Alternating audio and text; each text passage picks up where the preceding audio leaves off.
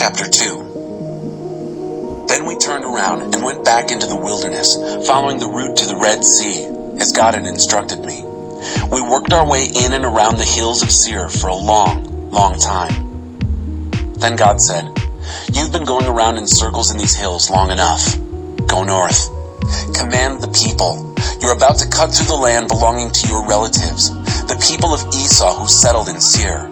They are terrified of you, but restrain yourselves. Don't try and start a fight. I'm not giving you so much as a square inch of their land. I've already given all the hill country of Seir to Esau. He owns it all. Pay them up front for any food or water you get from them. God, your God, has blessed you in everything you have done. He has guarded you in your travels through this immense wilderness. For 40 years now, God, your God, has been right here with you. You haven't lacked one thing." So we detoured around our brothers, the people of Esau who live in Seir, avoiding the Arabah road that comes up from Elath and Ezion-Geber. Instead, we used the road through the wilderness of Moab. God told me, "And don't try to pick a fight with the Moabites. I am not giving you any of their land. I've given ownership of Ar to the people of Lot." The Emites, monsters, used to live there. Mobs of hulking giants, like Anakites. Along with the Anakites, they were lumped in with the Rephaites, ghosts.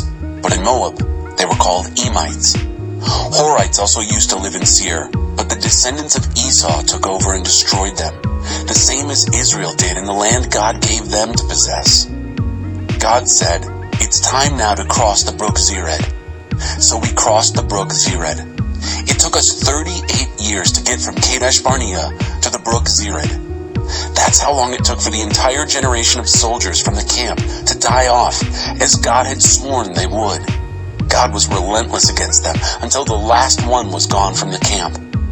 When the last of these soldiers had died, God said to me, "This is the day you cut across the territory of Moab, at Ar. When you approach the people of Ammon, don't try and pick a fight with them, because I'm not giving you any of the land of the people of Ammon for yourselves. I've already given it to the people of Lot. It is also considered to have once been the land of the Rephaites. Rephaites lived there long ago. The Ammonites called them Zamzumites, barbarians.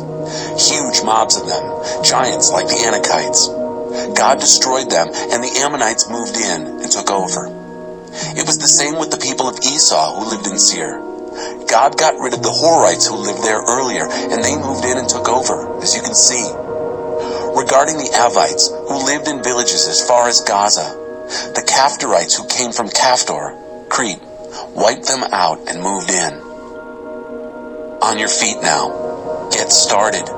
Cross the brook Arnon. Look, here's Sihon, the Amorite king of Heshbon, and his land. I'm handing it over to you. It's all yours. Go ahead, take it. Go to war with him. Before the day is out, I'll make sure that all the people around here are thoroughly terrified. Rumors of you are going to spread like wildfire. They'll totally panic." From the wilderness of Kedemoth, I sent messengers to Sihon, king of Heshbon. They carried a friendly message. "Let me cross through your land on the highway. I'll stay right on the highway. I won't trespass right or left. I'll pay you for any food or water we might need. Let me walk through." The people of Esau who live in Seir and the Moabites who live in Ar did this, helping me on my way until I can cross the Jordan and enter the land that God, our God, is giving us. But Sihon, king of Heshbon, wouldn't let us cross his land. God, your God, turned his spirit mean and his heart hard so he could hand him over to you, as you can see that he has done. Then God said to me, "Look, I've got the ball rolling. Sihon and his land are soon yours. Go ahead, take it. It's practically yours." So Sihon and his entire army confronted us in battle at Jahaz.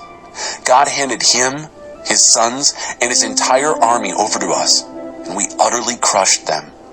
While we were at it, we captured all his towns and totally destroyed them, a holy destruction. Men, women, and children, no survivors. We took the livestock and the plunder from the towns we had captured and carried them off for ourselves. From Auror, on the edge of the brook Arnon, and the town in the gorge, as far as Gilead, not a single town proved too much for us. God, our God, gave every last one of them to us.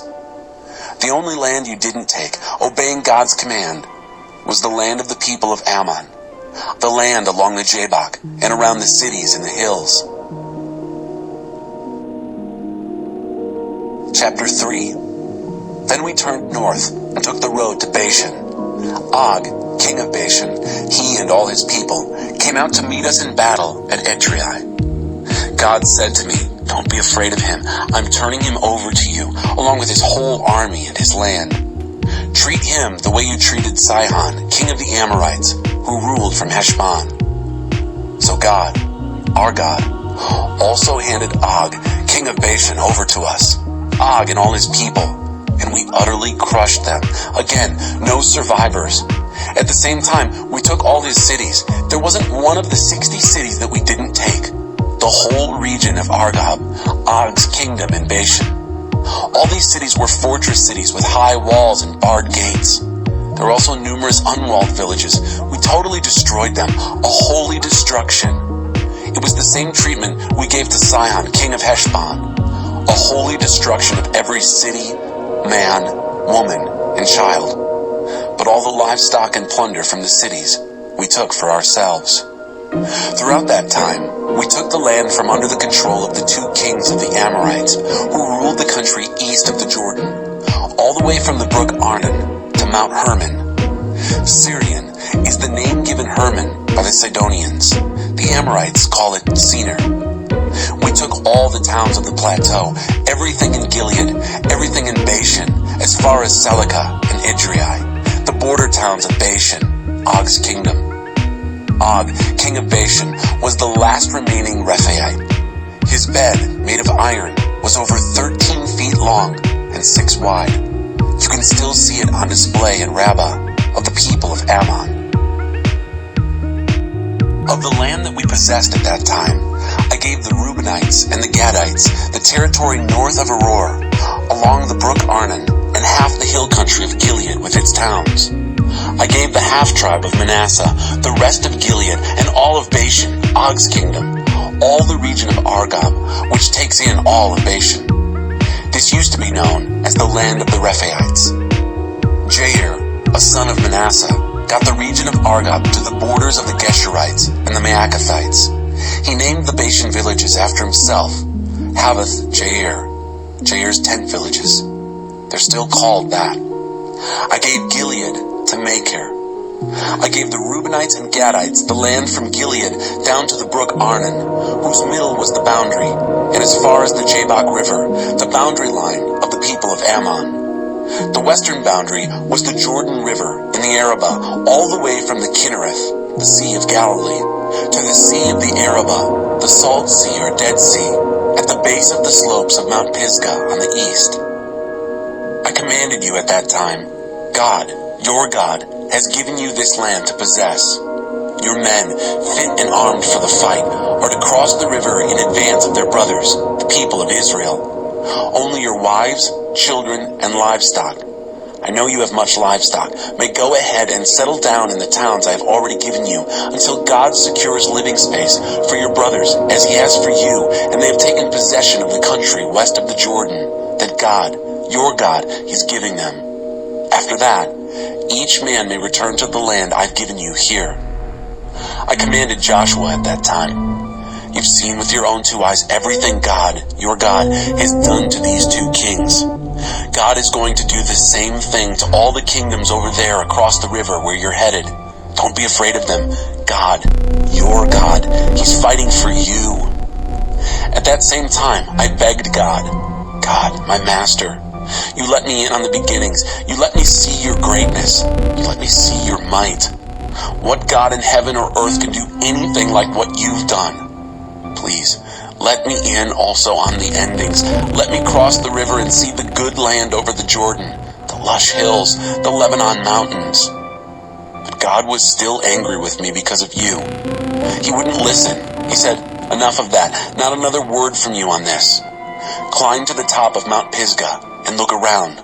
Look west, north, south, east. Take in the land with your own eyes. Take a good look, because you're not going to cross this Jordan. Then command Joshua. Give him courage. Give him strength. Single-handed, he will lead this people across the river. Single-handed, he'll cause them to inherit the land at which you can only look. That's why we have stayed in this valley near Beth Peor.